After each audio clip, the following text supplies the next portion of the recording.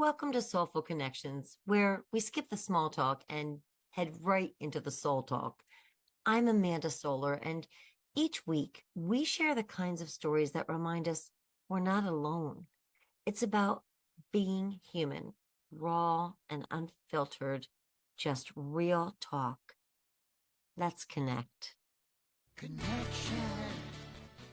I am so glad you are here, Ariel. I'm here with Ariel Virk, who is a counselor, community activist. Ariel, when I think about you, I think of somebody who's like so beautiful and so soft and so sweet, and also so ferociously strong and committed and brave. And you kind of hold those, all of that in one little person. Thank you. I don't feel that way, but thank you. I think my friends and my family would say they notice all my nervousness before all those things, but I'm happy I pull it off. But I try to You be pull it off. as possible with it, but definitely I have to push myself because I'm usually not a public speaker at all. Like I don't really put myself out there usually, but ever since this current climate and ever since grad school, I just felt like such a need. It's almost like a scratch that I have to itch, that I have to keep on going. The race is never done. Where do you think that comes from? Just jumping right in. Yeah. Definitely from my parents. Both my parents are immigrants. My mom is from Honduras and my dad is from India. And I just was taught like a very, very intense work ethic. Like they just never had the chance to stop or the privilege to stop. Like they came here, the stereotypical immigrant story where I came here with $20 in my pocket. Oh, yeah. As a kid, I would just roll my eyes at that story. But like as an adult, I just, working with immigrants myself or just like in my therapy practice and my advocacy work, like I just can't imagine what that would look like or what that would feel like. Besides, like, just hearing these stories, it's amazing and a privilege to be able to hear them. And then I see all the obstacles they have to face. It's just not easy. So I definitely think it's from my parents' story and seeing them work despite all the things that they faced and all the obstacles they faced. So that's kind of what keeps me going too. So when you think of like the word heritage, that you were born and raised here from people who came from somewhere else, like what does that look like for you? What kind of connection do you have to those aspects, the Honduran aspect, the Indian aspect, the born and raised in America? What presence does that heritage or that connection have in your own life? Yeah, it took me a while to figure this out, actually. Being born in America and then going like living in, early on, I lived in predominantly like spaces that were stereotypically like surrounded by people of color. And then as my parents moved towards Pennsylvania and then started to make it economically, I was in more spaces that were racially just like of the majority. So like a lot of, like the white population. And then I went to private school later on in life. And so I was definitely the minority in that situation. And, really as a teenager, I almost wanted to hide my heritage because it was so like seen as so different or controversial to the people around me, besides my close friends who definitely knew about my experiences. But I definitely also felt like I had to learn code switching really early on. So like navigating different spaces in each of my family, like in each of my families or each side of my families, where it's like, okay, when I'm with my Honduran family, like I'm with my Honduran family, but I'm still always consistently code switching and knowing the sense that I am just half. I'm not fully a part of it. So I also did that with my Indian side and then like my American side. Like I obviously, when people see me, they don't think I'm American, unfortunately. So they just see me as like, when they ask me where I'm from, I could say I'm from Newark all day, but then they ask me, but where you're really from. Right. So yeah, I think it's just now I feel very proud of my heritage, but as I grew up, I almost felt like I needed to hide it because it just didn't fit in. But now I feel like I'm very proud of it. And I wish I honored it back then, but I guess that's growth and development for you. The journey. It's interesting too, because when people say, where are you from? I mean, there's nothing more American than being multicultural. Mm-hmm.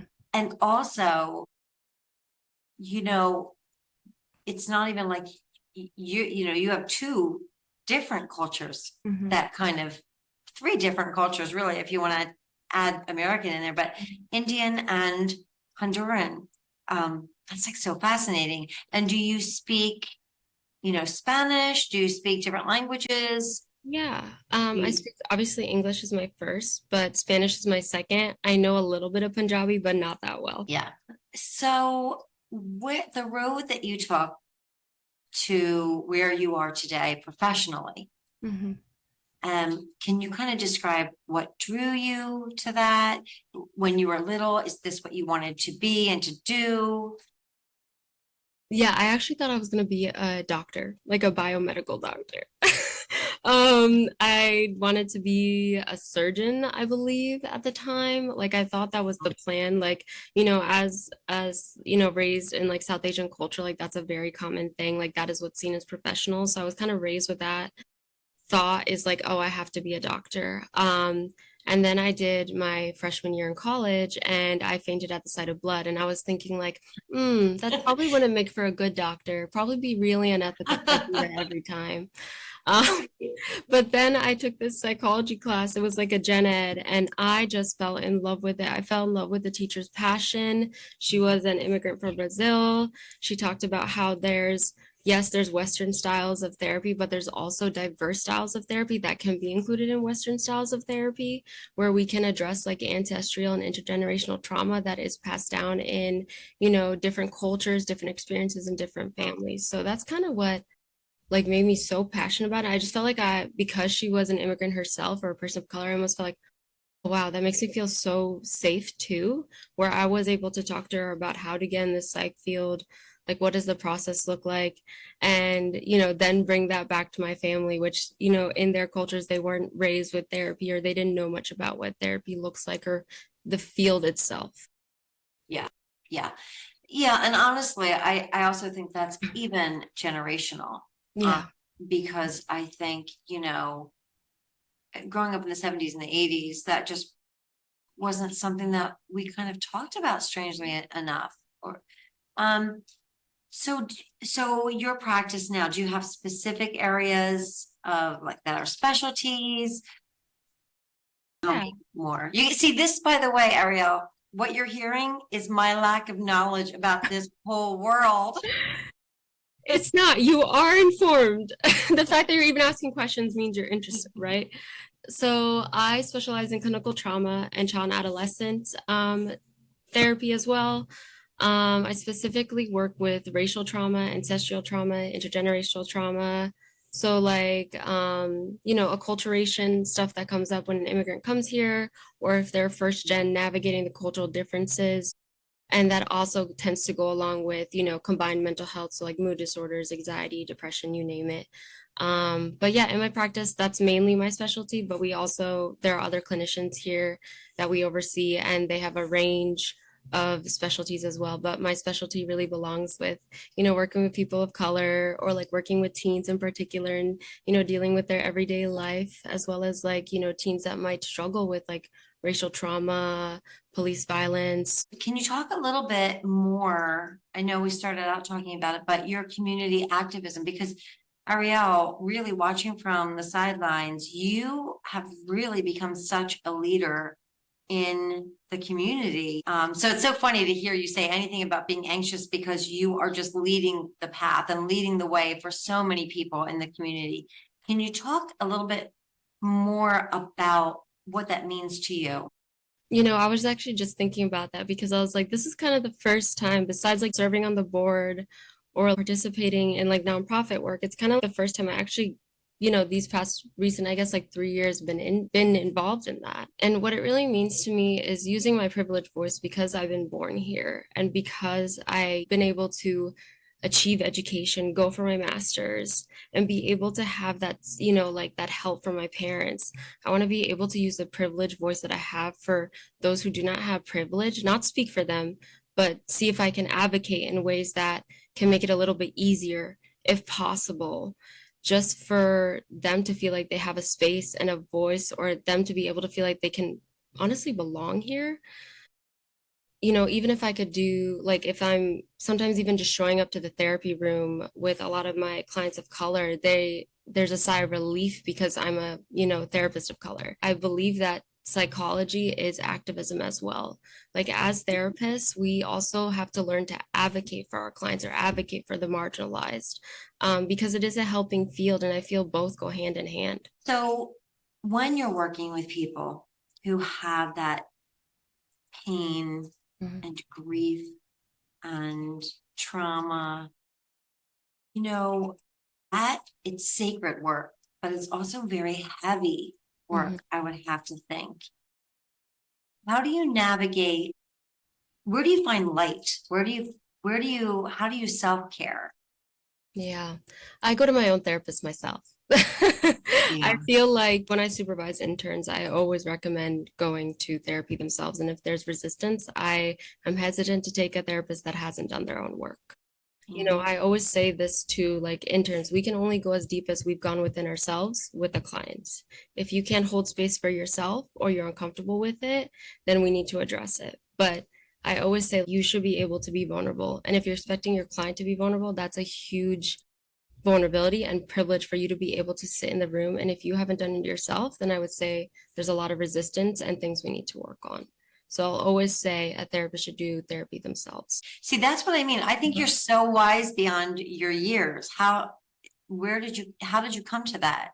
Honestly, in grad school, I went to an amazing graduate counseling program where they literally said the same thing, and I couldn't agree more. I had did so much work in grad school, and they made it like honestly like mandated to do your own therapy, and they provided like like economically friendly ways to do it for students or graduate students in particular, so that it wouldn't cost so much, but they made it so that it is a requirement. And if anything, it should be a requirement, like for therapists. Like, if you haven't done your own work, I'd say like you're going to have a lot of stuff come in therapy that you might be triggered with, and it might come into the therapeutic alliance between you and your client. Why do you think people have resistance? Especially people like in the therapeutic world, Hmm. but generally speaking, what do you think that is? You know what I'd say? Like, it kind of reminds me of like what I'll always tell my clients. Like, it's not obviously easy with certain medical conditions, but if you have a cut or a cold, you can go to the doctor. And it's Yeah. socially normal too. And it's kind of like sometimes an easy fix, not always, but sometimes it's an easy fix. But with therapy, it's things that people don't see, or they might see patterns, but they don't necessarily have words to put to it or describe Yeah. it. And it is like an ongoing process of adjusting, working through something, healing, adjusting, working through something. It is something that's lifelong, I believe. Like, all of us have things to work on. And I always tell my clients, like, there are certain things that I have to work on. It is just normalizing it. And it's so important that we do our own work. And sometimes it's lifelong. Sometimes people can go in and out of it. But I think the resistance is that it takes so much work and it feels so vulnerable. And it's things that people don't see. Yes, Yeah. that makes so much sense. Yeah. Yeah. I mean, you can survive. Like if you're bleeding out of your arm, you kind of have to address it.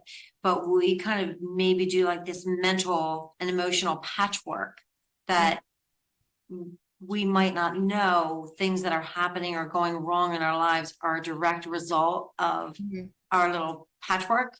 Yeah. That's really fascinating to me. So you have community activism, you're married, and you're married to, did you two go, do I remember that you both went to high school together? Yes, yes. I've met him in ninth grade, but we didn't get together until like the end of senior year.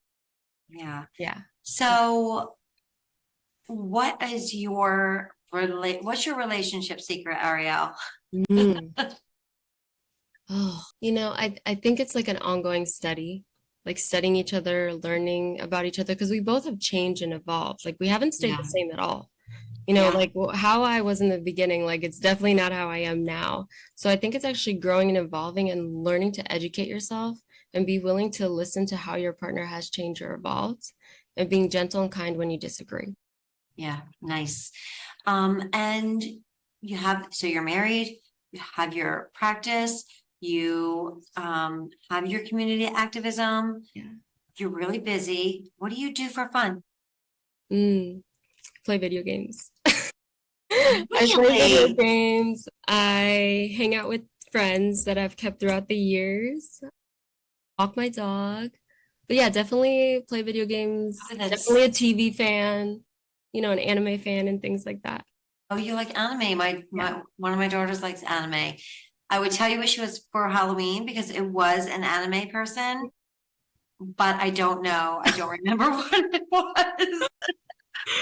That's so funny. But yeah, it's I find it not like I grew up with it and I really liked it. And I grew up with games a lot of the time. I ended up playing so many games honestly because my parents were so busy. So I was like, that's kind of was my entertainment besides playing with friends and things like that. But I still kind of do. It's honestly nice to turn off my brain.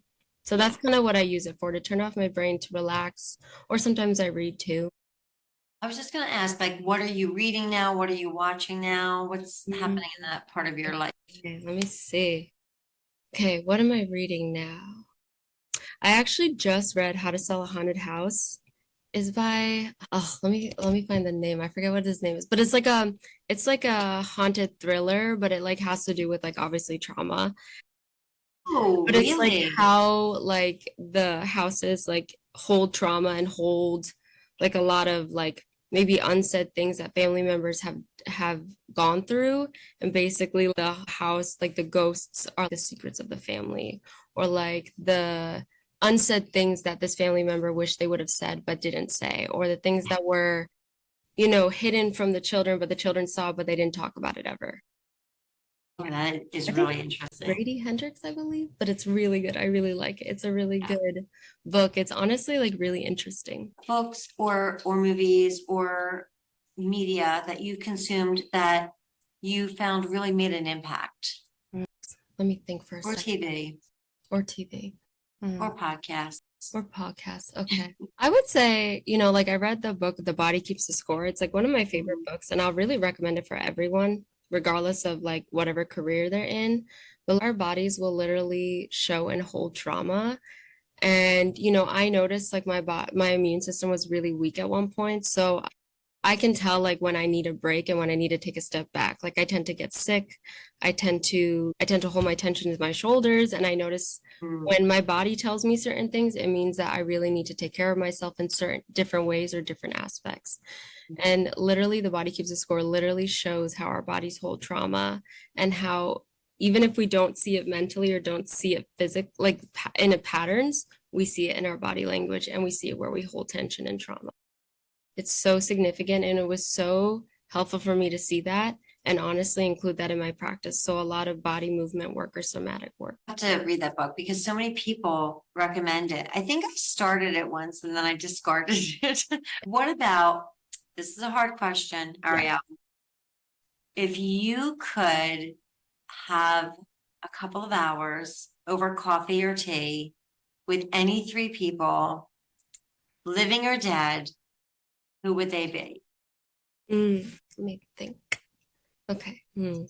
Oh, one is Frida Kahlo, because something else I enjoy is drawing and doing art on the side. So, Oh, me and my friends will do once a month where we'll just sit and do art for a whole day and just chat oh, and drink nice. coffee, tea, you name it.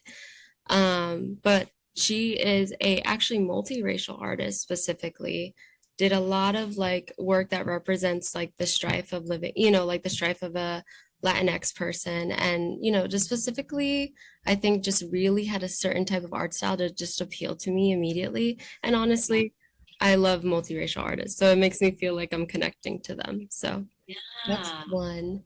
A second one.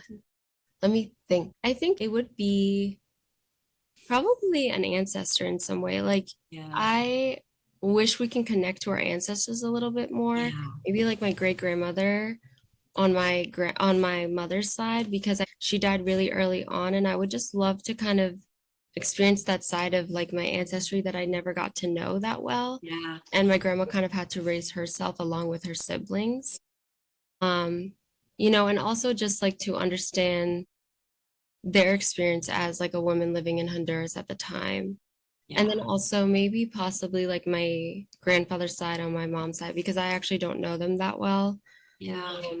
And then probably, yeah, I think more my ancestors. That's honestly Yeah. really important to me on Yeah. both sides. I didn't, because my parents came here like in such a state that they kind of had to work all the time. They never got to take me back too early on to see my family. So I only got to meet my certain grandparents only a little bit.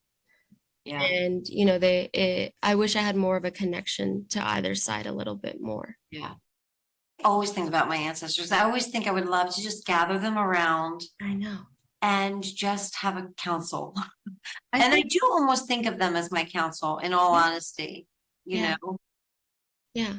I really would love that, honestly. Like it would feel okay. Like, honestly, I was thinking of like what would ancestors wish for you? Like you, the Yes. voice of your ancestors. There's something about feeling connected to that kind of just brings me in a space of like containment, which I really love.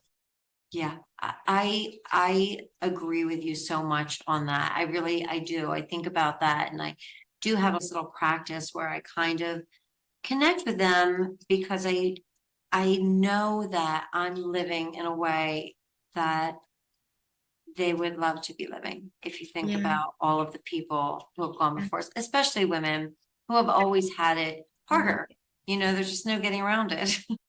And like that's kind of why we do activism work also. Like we are the voice of our ancestors. Like we are the voice of people that stereotypically didn't have a voice. Yeah. So we exercise it. So honestly, the two left spots, I would honestly say my ancestors on both sides. Yeah. Yeah. Um, we were talking before the podcast and a little bit during the podcast about how dark the world is right now. Mhm. We're really in such a time of no matter what way you are looking at the world, I just think you have to see that it is wounded and damaged. And I'm just thinking, how do who you are a therapist, you are an activist, how do you suggest that we collectively and that you yourself individually kind of access hope? How do you find hope? I actually learned this phrase from another therapist and friend of mine that joy is an act of resistance. And that so resonated with me. Yeah. And I was like, what are some things that I find joyful? Or if I struggle to find joy in them, how can I elicit some sense of hope or even trying something new? Could I find joy in something new? But to me, it's like, am I going to allow people to take away my joy and hope in certain things or even trying new things? But to Yeah. me, joy is an act of resistance. Living my life with the people I love or the people I enjoy is an act of resistance to those that would promote oppression. Agree with that. Beautiful.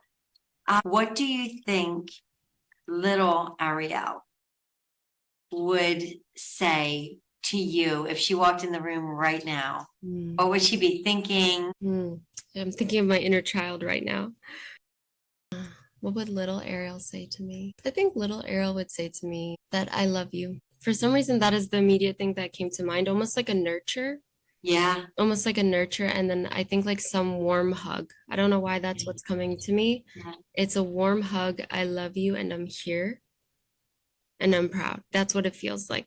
Yeah. Just joy and nurture and love. How did you get the name Ariel? How did I get the name Ariel? Do you know? The Little Mermaid came out that year, and I think my mom Yeah. really loved that name. Well, I was wondering. I was wondering if it was directly from the Yeah. Little Mermaid. And I Yeah. think she got it like from the Bible. Like I think like There were like, was using the Bible and it means Lion of God. And I think she loved that, but I think it was what does it mean? Lion of God. That's so perfect for you. I love it, but I low key think she got it from the movie.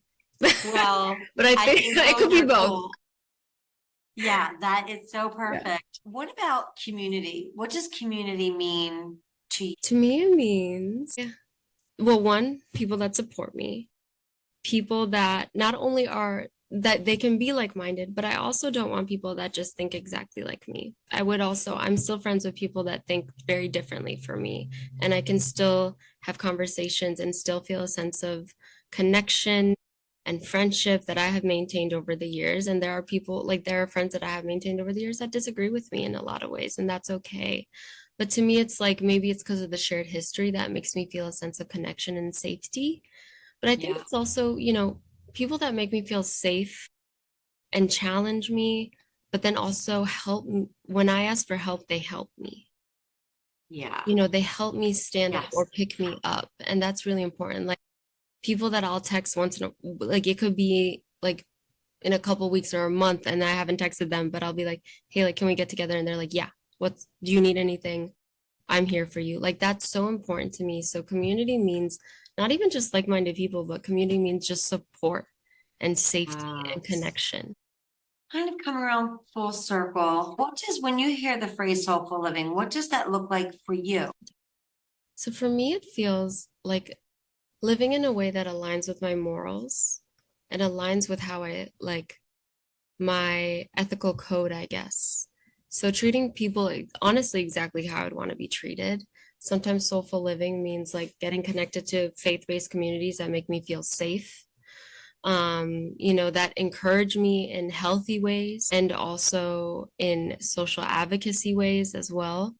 And it honestly means like living according to my morals. If I didn't live according to my morals, it would bother the hell out of me.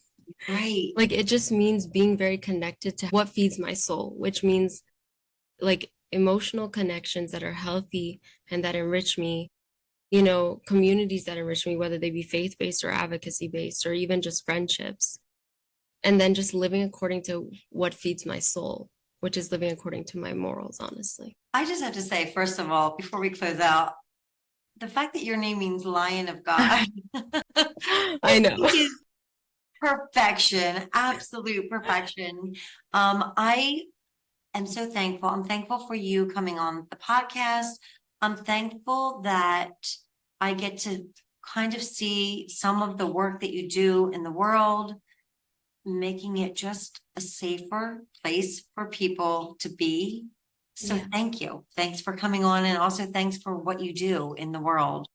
Well, thank you for having me. I mean, this is awesome. I'm really happy that we got connected and that we get to have this podcast. It's a soulful experience. Hey, thanks so much for listening. Thank you for being a valued part of the Soulful community. Thank you to William Aronson for writing, recording, and producing the Soulful Connections theme song. And finally, always know you're not alone. We are connected. We're all in this thing together, and you and your story are important. Let's just keep on connecting.